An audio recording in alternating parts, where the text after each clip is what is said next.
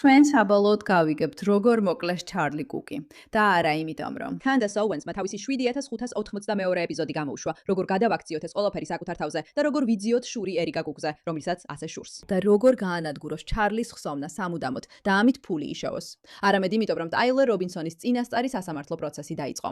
რა არის წინასწარი სასამართლო პროცესი? ეს არის გადაწყვეტილება, არის თუ არა საკმარისი მტკიცებულება, რომ საქმე სასამართლოში გადავიდეს. თუ ტაილერ რობინსონის წინააღმდეგ საკმარისი მტკიცებულება, მაშინ ის ალბათ ის ადამიანია, ვინც გვაინტერესებს. ადამიანი, რომელმაც ჩარლი კუკი მოკლა.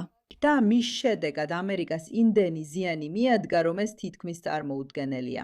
სწორედ ამის განსახილველად ვარ დღეს აქ. მაგრამ რა თქმა უნდა, ამასთან ერთად ამ სამართლიანობის ძიებასთან, იმ ფაქტთან, რომ კუკების მშობლები და ერიკ კარი ახლა სასამართლო დარბაზში სხედან და უსმენენ ყველაზე საზარელ მტკიცებულებებს იმის შესახებ, თუ როგორ მოკლეს მათი საყვარელი ადამიანი, კენდას ოუენსი, ყველაფერს საკუთარ თავზე აქცევს.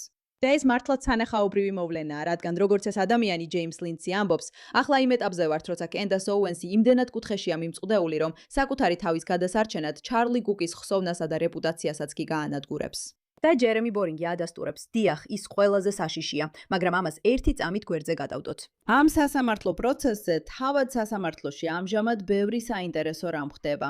და ჩვენ ყველაფერს განვიხილავთ და რა თქმა უნდა დეტალურად შევხედავთ რა ხდება სინამდვილეში კენდასთან და როგორ ფიქრობს, რომ ამას დაუსჯელად გააკეთებს. ეს ნამდვილად საოცარი მოვლენაა. მოდით დავიწყოთ დღევანდელი ყველაზე საინტერესო ინფორმაციით პირდაპირ სასამართლოდან. განახლება. სამედიცინო ექსპერტმა დაადასტურა, რომ ჩარლი კუკის გარდაცვალების მიზეზი იყო ცეცხლსასროლი იარაღით მიყენებული ჭრილობა. ცხადია, ეს არავის გაუკვირდება, ვისაც ოდნავ მაინც აქვს გონება. თუმცა კენდას ოუენსის კუტისტები გაუგნებულები არიან იმ ინფორმაციით, რომელიც ტაილერ რობინსონის წინასწარი მოსმენის დროს გახდა ცნობილი. არც აფეთქებული მიკროფონი, არც ლუნი ტუნზი და ასე შემდეგ. რა თქმა უნდა, რატომ არიან ისინი ასე აღელვებულები? იმიტომ, რომ კენდასმა ბოლო 6 თვის ან 1 წლის განმავლობაში მოახერხა ეს ყველაფერი თავის თავზე გადაეტანა, გამოეგონა სიგიჟემდე მისური გამოგონებები, ბრალდებები, ტყუილები. და ახლა როცა რეალურად გაიმართება მოსმენა და ნამდვილი მტკიცებულებები იქნება წარმოდგენილი, ის ყველაფერს აკეთებს იმისთვის, რომ ხალხმა დაივიწყოს წარმოდგენილი მტკიცებულებები და უბრალოდ მას მოусმინოს. რაც ახსნიდა, რატომაც ბოლო რამდენიმე დღე ასე იქცევა turning point-ზე. ასე შეშუ ენდრიუ კუეტი და აქვეყნებდა სრულიად საზიზღარ რაღაცებს, რაზეც მალე ვისაუბრებთ, მაგრამ მოდით ჯერ თავად სამედიცინო ექსპერტს მოусმინოთ. მტკიცებულება ნომერი 11 მიღებულია. ბატონო სერჯიო, ეს მთლიანად გთხოვთ ნახოთ მტკიცებულება. 11-ის პირველი გვერდი არაკი. ხედავთ? კი. ასე რომ, მოდი. მომეცით კიდევ ერთხელ კითხოთ. შეგიძლიათ შეხედოთ მას. ხო. და ხომ არ შეწუხდებით, რომ გადმოსცეთ, რას არ ნიშნავს ექიმი გარდაცვალების სახედ. დიახ, მე არასწორად ვთქვი, აქ წერია, რომ ეს ჰომიციდია. და შემდეგ გარდაცვალების უშუალო მიზეზი. კისრის ცეცხლსასროლი ჭრილობა. სხვა კითხვები არ მაქვს მოსამართლე. ამ ეტაპზე ვფიქრობ, კარგი იდეა იქნება თუ 15 წუთიან შესვენებას ავირებთ. კარგი, ასე რომ თქვენ გაქვთ ეს. სამედიცინო ექსპერტი ამბობს და აღიარებს, რომ ეს იყო ხელში ტყუის ჭრილობა. და კიდევ ერთხელ რა თქმა უნდა კენდისმა ჩამოთვალა ყველა მიზეზი თუ რატო ფიქრობს, რომ ასე არ არის. და მან თავისი მიმდევრები პირდაპირ გაგზავნა ამ უშედეგო ძიებაში, რომ მოეძებნათ სხვადასხვა მტკიცებულება და არგუმენტი იმის შესახებ, რომ იქნებ ერიკა იყო ჩართული და იქნებ Turning Point USA იყო ჩართული. მაგრამ კიდევ ერთხელ ის ცდილობს ყველას ყურადღება გადაიტანოს, ყველას მოაცილოს ამ სამთემას, ყველას სხვა რამეზე დააკონცენტროს, იმაზე რომ დაამტკიცოს თითქოს ენდრიუ კოლოვეტი, რომელიც როგორც იცით, ჩარლი კუკის ერთ-ერთი საუკეთესო მეგობარია და Turning Point USA-ში ძალიან მაღალ პოზიციაზეა, თითქოს მზად არის რაღაცისთვის. ის ყველას ამ დრამაზე ამახვილებინებს ყურადღებას, რადგან არ უნდა რომ ხალხი იმ მტკიცებულებებზე იყოს კონცენტრირებული, რომლებიც მალე იქნება წარმოდგენილი. რადგან კენდასის ყველაზე დიდი მტერი მტკიცებულებებია. მას წულს ისინი. ის არასდროს იყენებს მათ, არ აფასებს, არ სცემს პატივს, მაგრამ კიდევ ერთხელ ჩვენ ვიცით, რომ კენდას ოუენსი იტყუება. უბრალოდ იტყუება. და მას არანაირი პრობლემა არ აქვს ტყუილთან. და შეიძლება ნახოთ კომპილაცია, სადაც ჩანს რამდენად ხშირად იტყუება ის ყოველგვარი სირცხვილისა და შიშის გარეშე. მაგრამ რომ გაიგოთ კენდასი, უნდა მოусმინოთ ამ ციტატას ერთი წამით. აქ არის ეს ციტატა ბლეიკ ნეფისგან. როგორც ჩარლიმ ერთხელ გვითხრა, კენდასის გაგება ძალიან მარტივია, როცა მიხვდებით, რომ მისთვის მხოლოდ ფულია მნიშვნელოვანი. და ის, რასაც კენდასი ახლა აკეთებს, არის ის, რომ ცდილობს ყველას დაუმტკიცოს, თითქოს ჩარლი კუკის საუკეთესო მეგობარია და თითქოს ის არის, ვინც იბრძვის. ამიტომ მან გუშინ დაწერა ეს პოსტი სურათთან ერთად, რომელიც დაახლოებით 2018 წლიდან, თითქოს მილიონი წლის წინ. კიდევ ერთი ბრძოლა, ჩარლი. მე არ მეშინია ამ დემონების, ჩვენ გავიმარჯვებთ. ის ახლა ისე აჩვენებს თითქოს ჩარლის სამართლიანობისთვის ბრძოლის წინა ხაზზე დგას, ხომ ასეა? მაგრამ საბოლოო ჯამში ყველაფერი, რისთვისაც ეს ქალი იბრძვის, არის ერიკა კუკის განადგურება, პირდაპირ მნიშვნელობით ყველა შესაძლო გზით. გაიხსენეთ, რომ სულ რამდენიმე დღის წინ მან ძალიან საჯარო ინტერვიუ ჩაატარა შონ რაიანთან. და აი ესეთ რაღაცებს ამბობდა ის. ფიქრობ. ფიქრობ, რომ იცი, მე 4 საათი ვიჯექი მასთან ერთად. თავიდან არ მინდოდა მის შესახებ რაიმე შეთქმულების თეორიების განხილვა. ნელა მიუდექი ამას, რადგან პირველ რიგში ის ჩარლის შვილების დედა. ეს არის ყველაზე მთავარი. მეორეც, ეს მაიძულება გამელო გლოვის მეორე ეტაპი. მოდით ორმაგ სიჩქარეზე უყუროთ ამას, რადგან არც ერთს არ გვინდა მოусმინოთ, რას ამბობს კენდისი, რადგან ის ისეთი ადამიანია, რისთვისაც მზად არ ვიყავი. ჩარლის გარდაცვალება ძალიან გამიჭირდა, ეხლაც მიჭირს. მაგრამ მე ის ადამიანი ვიყავი, ვისთანაც ჩარლი ასე ხშირად საუბრობდა, იმაზე როგორ უნდა სიყვარული, როცა დამჯოდა დროის აღება და ვაიომინგში წასვლა, რომ თავი მომეწე ესრიგებინა ამის შემდეგ, გადავიკითხე ჩვენი ყველა შეტყობინება იცი და ასე რომ ყველაფერი თავიდან გადავიტანე. და იმიტომ რომ უბრალოდ იცი ვორკ-ოფის ფაზაში ვიყავი. მათმა იმ ფაზაში ვიყავი, როცა იმედი მქონდა და ვაჯრობის ეტაპსაც გავდღიოდი. გავიარე ბრაზიც, ძალიან აგრესიული ვორკ-ოფის ეტაპი მქონდა. და მგონია რომ ჩემმა ქმარმა მაშინ მიხვდა რომ წასვლა მჭირდებოდა. რადგან ცდილობდი მეთქვა არა, იქნებ მართლა ცოცხალია. იცი, იქნებ მუცმის დაცვის პროგრამაში გადაიყვანეს. აი ეს არის ვაჯრობის ეტაპი. და ასევე უარყოფაც, რომელიც პირდაპირ ჩემს წინ იყო. და როცა იქ გავედი ვკითხულობდი მესიჯებს და სანამ ის მის ცხოვრებაში გამოჩნდებოდა, ჩარლი მართლა სიყვარულს ეძებდა, ხო გესმის? აი ეს იყო მისი მთავარი სურვილი. და ის თითქმის პოეტურად წერდა იმაზე, თუ როგორ შეუძლია სიყვარულს კაცებს მთების გადადგმა მოახერხებინოს. და ჩემთვის რომ უნდა მეგლოვა და შემდეგ იმის გააზრება, რომ ის რაც ყველაზე მეტად უნდოდა ვერ მიიღო, ეს უბრალოდ სულს მიხედავდა. და ასე იყო, მაგრამ ვეღარ უარყოფდი ამას. ვეღარ უარყოფდი. ეს ინტუიციაზე მეტიც იყო, ეს მის უცნაურობაზე მეტიც იყო, ეს მის ოფისში ყოფნაზე მეტიც იყო. და მე მივიღე. ზუმის სარები. ჩემი ვარაუდი იყო, რომ ისიც ისე გლოვობდა როგორც მე. და ჩემი ვარაუდი, არ ვიცოდი, რომ ის ოფისში იყო უკვე შემდეგ კვირას, როგორც კი დაბრუნდა პირდაპირ ოფისში წავიდა. და ის ოფისში იყო შემდეგ კვირას. ხო. კარგი, ხო. აქ ის ამბობს, რომ ის მესაუბრებოდა იმაზე, რომ ყოველთვის ჭირდებოდა სიყვარული. და ჩემთვის ეს ძალიან მტკივნეული იყო, რომ მას არასდროს მიუღია სიყვარული. ერიკას ანადგურებს, ამბობს, რომ არა, მას არასდროს ჰქონია ნამდვილი სიყვარული მასთან.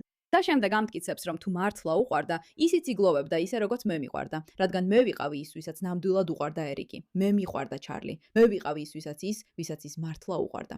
მიუხედავად იმისა, რომ სინამდვილეში ძალიან სწრაფად, კენდას ოუენსი მონაწილეობდა ეპიზოდებში, სადაც ყველა დეტალზე საუბრობდა და ამ თემაში ღრმად შედიოდა და ის გახდა ძალიან წარმატებული საგამოძიებო ჟურნალისტი. ნაცლად ჩანს, რომ ის ღრმად გლოვობს, მაგრამ ეს არ არის მთავარი. ჩვენ აქ ვართ, რომ ვისაუბროთ ამ წინა სასამართლოს ხდომაზე და იმ სხვა ინფორმაციაზე, რომელიც ახლა გამოდის ტაილერ რობინსონთან დაკავშირებით. კარგი, კიდევ ერთი რამ ამ თემაზე, რადგან გამოჩნდა პოსტი, სადაც ისინი ცდილობენ ამის დამტკიცებას. ის, რასაც კენდესი ამჟამად აკეთებენ, იმდენად საშიშია ერიკასთვის, რომ ეს რეალურად და ნამდვილად აყენებს ერიკას საფრთხის წინაშე. ეხლა რას გულისხმობ ამაში? NCRI-ին გამოაქვეყნა ანგარიში, სადაც ჩანს, რომ ყოველ ჯერზე, როცა კენდესი ამბობს ასეთ რაღაცებს, ერიკას მიმართ უფრო და უფრო მეტი მუქარა ჩნდება. ეხლა რა თქმა უნდა, კენდესი ამბობს, რას ამბობთ? NCRI, თქვენ გაქვთ დრო, რომ უპასუხოთ ამას. და შეგვიძლია დეტალურად განვიხილოთ ეს NCRI-ის ანგარიში ცოტა ხანში. მაგრამ ამ ბიჭმა, Data Republican-მა, შექმნა თემა, რომელიც ფაქტობრივად ამტკიცებს, რომ კენდესი თავიდანვე უტევდა ერიკას, ხომ ასეა? ასე რომ გამოძიებამდე კენდესმა 40 ეპიზოდი დაუთმო ერიკას დაცვას. მას ნამდვილად ძალიან კარგი ადამიანი უწოდა. დაიფიცა, რომ ის ქმარსა და ერიკა კუკის გარდა არავის ჰქონდა ძალა, რომ გაეჩუმებინა. აუდიტორიას უთხრა, რომ შეწყვეტდა თუ ერიკას თხოვდა. ერიკამ სთხოვა, რომ შეწყვეტოდა. კენდესმა არ შეწყვიტა, ვერ შეწყვიტა. გამოძიება გადაიქცა ძირითად სააბონენტო პროდუქტად. ამიტომ მან ერიკას ავტორიტეტი ერთადერთი გზით ჩამოართვა. ისე წარმოაჩინა, თითქოს ერიკას სანდუ არ იყო. ქების და ბრალდებების შორის ახალი მტკიცებულება არ გამოჩენილა. უბრალოდ გაჩნდა ახალი ბიზნეს საჭიროება. და ამ ბიზნეს საჭიროებამ შეიძლება ტრაგედიითაც კი დასრულდეს. ეს არის კენდესი და მისი მიმართვა აუდიტორიას მათი საკუთარი სიტყვებით.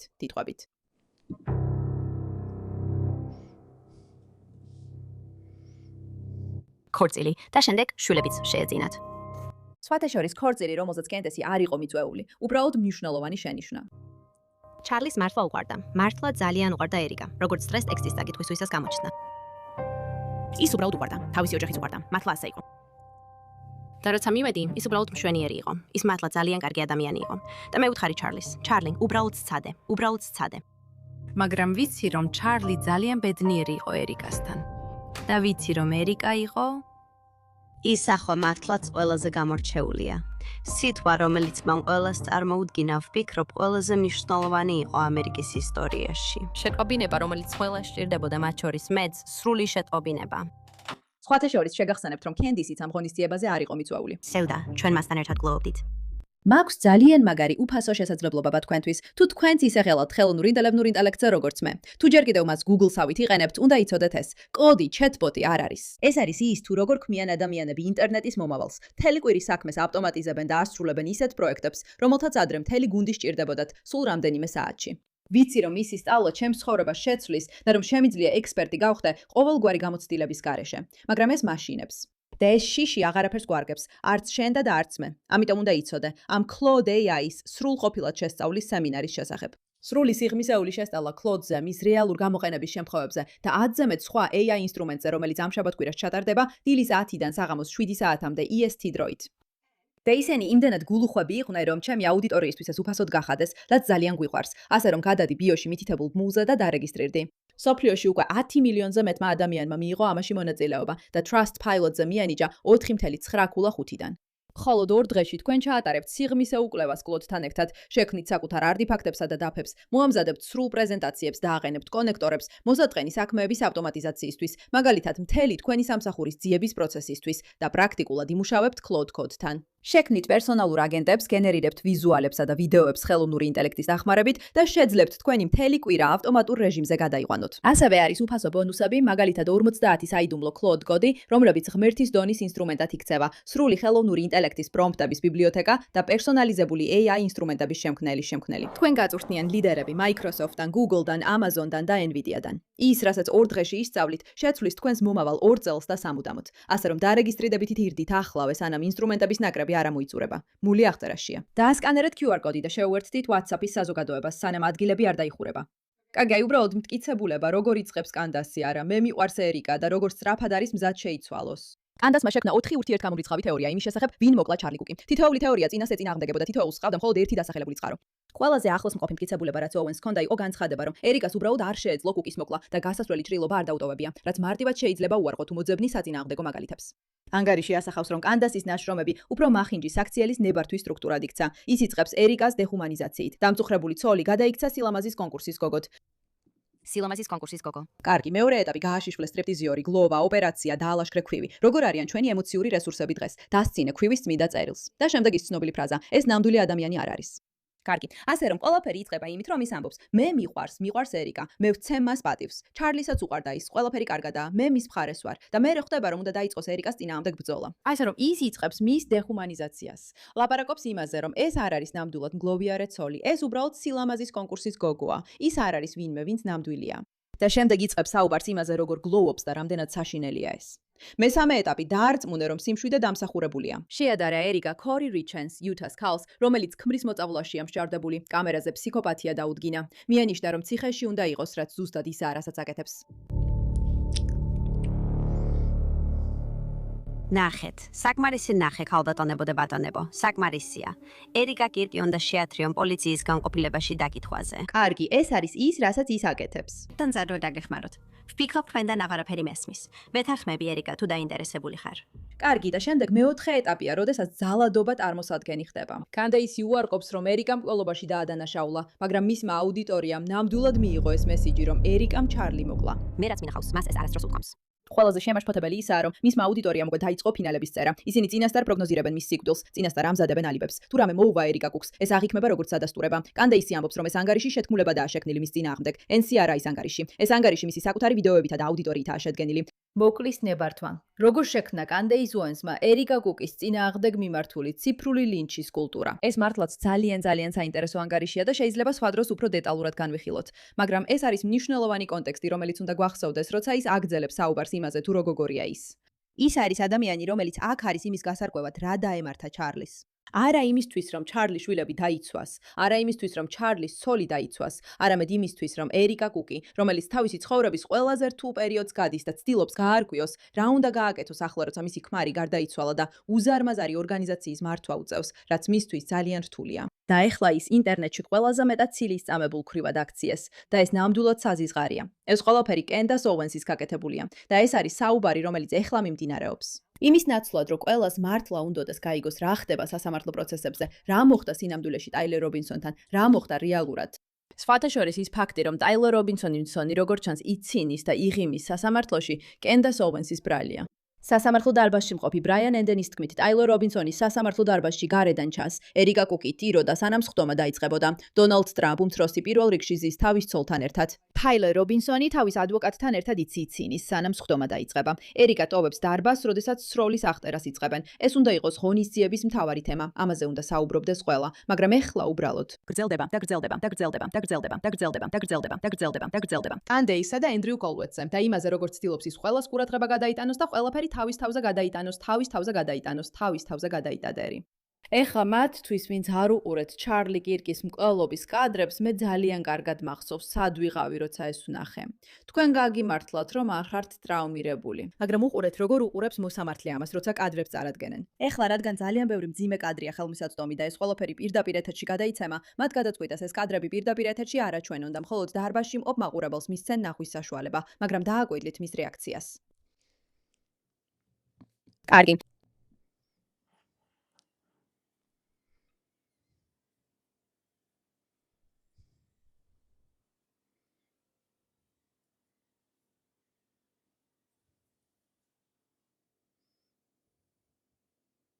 ამით დასრულდა 8 ეტაპის ფაზები.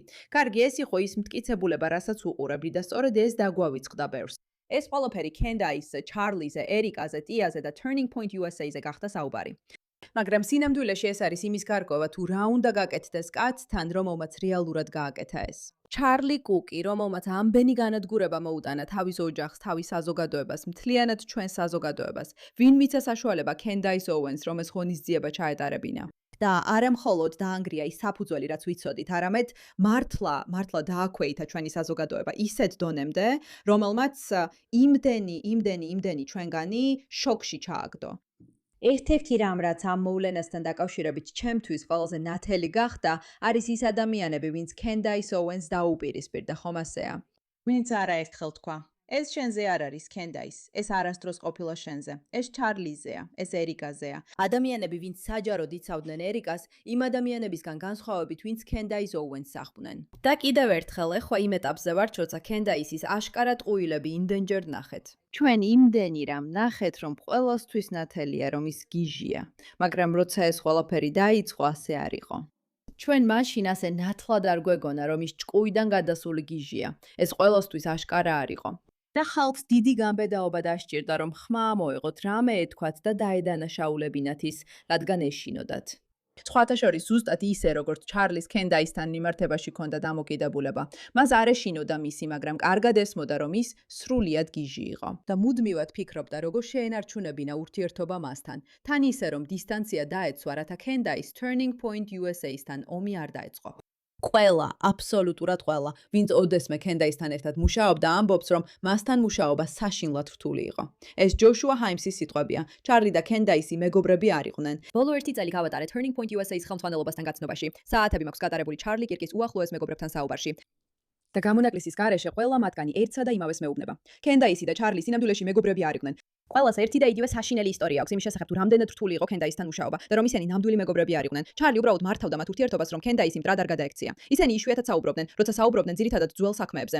კენდაისის მთელი თვითშემოქმედებითი ოპერა, სადაც ის ცენტრშია თითქოს ჩარლის ერთადერთი ნამდვილი მეგობარია, ერთადერთი გაბედული სიმართლის მქმელი, ვინც ამას აკეთებს თავისი საუკეთესო მეგობრის სიყვარულისთვის. ეს ტყუილია. მონგებიანი ტყუილი, რომელმაც მას მილიონები მოუტანა. ყველაფერი, რასაც აქ ენდრიუ ამბობს, იგივე ვერსიით ადასტურებენ ჩარლის ნამდვილი მეგობრებიც. და ამ ყველაფრის ღრმა ტრაგიკული ირონია ისაა, რომ ეს ცილის წამება პირდაპირ ცდილობს ჩარლის ყველაზე ახლო მეგობრებისა და საყვარელი ადამიანების ცხოვრების განადგურებას და იმ ორგანიზაციის დანგრევას, რომელსაც მან მთელი ცხოვრება მიუძღვნა. თან ამ დროს ამტკიცებს თითქოს მხოლოდ ის ზრუნავს ჩარლიზე. ეს ნამდვილად ავადმყოფურია. ყველა ქრისტიანს, ვინც ჯერ კიდევ მხარს უჭერს კენდეის, სჯობს ღმერთს თხოვოთ, რომ კენდეისი მართალი იყოს, თუმცა ასე ნამდვილად არ არის, რადგან ჩვენი ღმერთი არ პატიობს მათ, ვინც ქვრივებს ერჩის და უდანაშაულოებს ცილს წამებს. არ უნდა დაჩაგრო არც ერთი ქვრივი ან ობოლი, თუ მათ დაჩაგრავ და ისინი მე მომართავენ, აუცილებლად მოვისმენ მათ ხმას. ჩემი რისხვა აგიზგიზდება და מחვილით მოკლავ, შენი ცოლი ქვრივი გახდება და შენი შვილები ობლები. ეს არის პასუხი ენდრიუს მხრიდან კენდეისის ამ აბსურდულ პოსტზე. გახსოვდეთ, ის ცდილობს თქვას, რომ ეს ჩვენი ბოლო ბრძოლაა, ჩვენ ამას გავაკეთებთ და ენდრიუ კოლუეტი ამბობს. კენდეის, შენ და ჩარლი მეგობრები არ იყავით. ის გიმკლავდებოდა. ყველაფერს მსუბუქად და თავაზიანად ინარჩუნებდა, რომ ორგანიზაციას არ შებრუნებოდი. მათ ჩვენ რაიმე მტკიცებულება ნამდვილი მეგობრობის ბოლო 12 თვის განმავლობაში, ბოლო 18 თვის განმავლობაში, ბოლო 24 თვის განმავლობაში, არა 2018 წლის რა რაც შეტყობინება, არამედ რამე ახალი. მას შფოთვა უჩნდებოდა, როცა ურეკავდი ან წერილს უგზავნიდი, როცა სთხოვდი ან ითხოვდი ჩვენს ღონისძიებებზე გამოსვლას. ის მაიძულებდა მე ან ჯასტინს, რომ შენ და ჯორჯთან გვემუშავა. აი რატო რატო, როცა 2024 წლის თებერვალში სცადე ჩემი დაქირავება საზოგადოებასთან ურთიერთობისთვის, დავთანხმდი, მიუხედავად იმისა, რომ უკეთ ვიცოდი, რადგან ჩარლი მთხოვა შენთან ახლოს ყოფილიყავი და ორგანიზაცია შენგან დამეცვა. საზოგადოებასთან ურთიერთობის სპეციალისტი, რომლის დაქირავებაც სცადე, რომ საქმე გაეკეთებინა, ილოცა ამაზე და იგრძნო, რომ უფალმა უთხრა უარი. ეთქვა, ამიტომ საბოლოოდ მეც უარი ვთქვი. ეს შენი მთავარი საძირკვლიანი ტყუილია. შენ არ ხარ მისი მეგობარი, შენ არ ხარ მისი დამცველი, შენ ხარ მისი მტანჯველი. ახლა შენ აწამებ მის ცოლს და ორგანიზაციას, რომელიც მან შექმნა. კენდის, შენ თაღლითი ხარ. და რა თქმა უნდა, ამის გამო კენდისი ახლა ენდრიუს სრული სიგიჟით უტევს. ჩვენ ყავს მეგინ კელი, რომელიც ცდილობს ამ ყველაფრის შემოტრიალებას და გადატრიალებას, რადგან მიხვდა, რომ არასწორ მხარეს დადობს სონი. კენდისის კლუბში გაწევრიანება, ტაკერ კარლსონის კლუბში გაწევრიანება მისთვის ცუდად მთავრდება. ამიტომ ეხლა ცდილობს ისე წარმოაჩინოს, თითქოს ჩვენ უბრალოდ იმის გასარკვევად ვართ აქ, რა მოხდა სინამდვილეში. ჩვენს აუდიტორიას ამ საქმის ყველა ასპექტს გავაცნობთ. არაფერს ვივარაუდებთ წინასწარ. ამ საქმეში ჩავერთვებით დაცვის ადვოკატებთან ერთად, რომლებიც ტაილერის ინტერესებს დაიცავენ, ან დაცვის პოზიციიდან ილაპარაკებენ, ასევე პროკურორებთან, რომლებიც ბრალდების მხარეს წარმოადგენენ. და მათგან ვინც ფიქრობს, რომ შეიძლება ამ ბიჭს საერთოდ არ ქონდეს კავშირი ამ საქმესთან. და ჩვენ ძალიან სამართლიანად შევაფასებთ ამ საქმეს, როგორც წინ წავიწევთ. ეს არის მეგინ კელი, რომელიც ცდილობს უკან დაიხიოს ყველა იმ შეცდომის შემდეგ, რაც დაუშვია. არ მაინტერესებს. უბრალოდ არ მაინტერესებს ამ ყოველფრის გარშემო არსებული სისულელეები. მე ვზრუნავ ჩარლიზე, ზრუნავ მის ოჯახზე და ჩემთვის მნიშვნელოვანია, რომ მაქსიმალურად ფაქტებზე ვიყოთ დაყრდნობილი იმაზე, რაც იქ ხდება. როგორც ამ კვირაში, ასევე მაშინ, როცა როგორც ვფიქრობ, საქმე სასამართლო განხილვაზე გადავა, ჩვენ მივალთ სასამართლომდე. ეს ჩემი პირადი ვალდებულებაა თქვენს წინაშე. კარგი. მას ჩარლი ნამდვილად აინტერესებს, მას მისი ოჯახიც აინტერესებს და სიმართლეც მნიშვნელოვანია მისთვის, მაგრამ ეს ყველაფერი დაავიწყდა, როცა მთელი კენდისის ფიასკო ხდებოდა, იმიტომ რომ გახსოვთ, თვითონ იყო ის, ვინც ამბობდა, კენდის, მე და ეს არც ისე ცუდია, არც ისე ცუდია. თუ ახლა კენდისისა და ენდრიუ კოლუეტის გვერდზე შეხვალთ ნახავთ უამრავ პოსტს, სადაც ისინი ორივე კამათობენ კენდისთან და ცდილობენ დაამტკიცონ, რომ ჩარლი კირკმა სინამდვილეში დაიცვა ის. Candace Owens time. ის შესანიშნავი მეგობარია. იცით, მე ყველაფერში არ ვეთანხმები Candace Owens, მაგრამ იცით რას არ ვაკეთებ? მეგობრობას არ ვწყვეტ მხოლოდ იმიტომ, რომ ვიღაცა მორალურად მემუქრება. ამას არ ვაკეთებ და არც თქვენ უნდა გააკეთოთ. გულწრფელად რომ გითხრათ, მე Candace-თან ერთად ვიმოგზაურე მთელ ქვეყანაში. მის ქორწილშიც ვიყავი. ვნახე როგორ შეხვდა თავის მომავალ ქმარს. ისრაელშიც Candace-თან ერთად ვიყავი, რაც საინტერესო ამბავია, ოდესმე მოგიყვებით. Candace-ზე ძალიან კარგი აზრი მაქვს, ის შესანიშნავი დედაა. ნამდვილად ასეა. ესეთი რამეებზე ამბობენ ადამიანებზე, მაგრამ დააკვირდით, როგორ არ ახსენებს ჩარლი კირკი იმას, რომ კენდისი მის ქორწილში არ დაპატიჟა, რომ ისინი აღარ არიან ნამდვილი მეგობრები. ის უბრალოდ ცდილობს თავაზიანი იყოს მის მიმართ და ენდრიუ ამას პასუხობს. როგორც უკვე ვთქვი, თუ ენდრიუ კოლუეტსა და კენდის გადახედავთ, იქ ძალიან ქაოტური სიტყვიერი დაპირისპირებაა. აქ არის მოკლე მიმოხილვა სასამართლო პროცესის ყველაზე მნიშვნელოვანი მომენტების, რომელიც საინტერესოა მოსასმენად. აქ წინას არის სასამართლო მოსმენის პირველი დღის მიმოხილვის ეპიზოდია. ჩემთან ერთად არის ბლეიქ ნაპი. ჯო ბობი, როგორც ჩანს, ჯო ბობი დავკარგეთ სინამდვილეში. ჩვენთან არის ანდრეა ბურხარტი, იურიდიული კომენტატორი, ის სააპელაციო სასამართლოს სპეციალისტია. ყოველ იურისდიქციას თავისი წესები და მიდგომები აქვს, ასე რომ შეგიძლიათ აქ ნახოთ რა ხდება. მაგრამ აქ ისინი ერთმანეთს გამუდმებით პასუხობენ და ეკამათებიან. აქ არის შეთქმულების თემა, რომელსაც კენდისი ავცელებს. სინამდვილეში ჩემი წყაროს მიხედვით, ტაილერი არასოდეს ყოფილა UVU-ს კამპუსზე. გულისხმობ, ვინ არის ტაილერ რობინსონი? რა ჯანდაბას აკეთებდა იქ? არ ვიცი, მგონი რომ ტაილერ რობინსონი იქ არ იყო. შენ არ ფიქრობ რომ იქ იყო? მე ვფიქრობ ეს სული სისულელია. განტებების ვაცი. შეძლეთ დაადგინეთ, რომ საათიან საათებში ეწვია მისტერ რობინსონი UVU-ს კამპუს 10 სექტემბერს. დიახ, ჩვენ შევძელით დაგვედგინა, რომ მისტერ რობინსონი კამპუსში დაახლოებით 4-ჯერ იმყოფებოდა დღის განმავლობაში. როგორც არ უნდა იყოს, თქვენ დამატებით ინტკიცებულება არ გჭირდებათ იმისთვის, თუ რამდენად აბსურდულია კენდისი, რა რაღაცებს იგონებს, რა ჩხუბები ხდება და როგორც ცდილობს ყველაფერს, რომ ქაოსი შექმნას ისე, რომ ვერავინ შეამჩნიოს. მაგრამ მან მოითხოვა, ყველამ შევამჩნიეთ და ეს სამწუხარო სიმართლეა. ახლა კი რასაც ვცდილობთ არის გავარკვიოთ სინამდვილეში რა მოხდა. ამიტომ ძალიან ყურადღებით მივადევნებთ თვალთ ენდრიუ კოლუეტს Turning Point USA-ს გუნდს და პირველადი დეტალებს. შეიძლება სინამდვილეში მეგინ კელისაც მოусმინოთ, მაგრამ ჩვენ ვაპირებთ გავარკვიოთ რა მოხდა სინამდვილეში, რადგან ეს გვაინტერესებს და ჩვენ გვინდა რომ ერიკა კუკმა მიიღოს სამართლიანობა და გავაგზავნებთ ამის ხმამაღლა თქმას.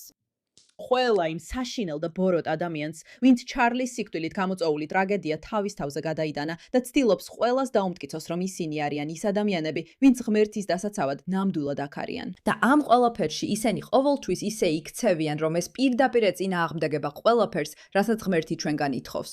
ეს არ არის ის, რასაც მარტივად დავივიწყებთ. ჩვენ ღვთისმგობებს დავამხელთ. ჩვენ გამოვავლენთ მათ უარებს და ვეცდებით გადავამოწმოთ და გავიგოთ რა მოხდა სინამდვილეში.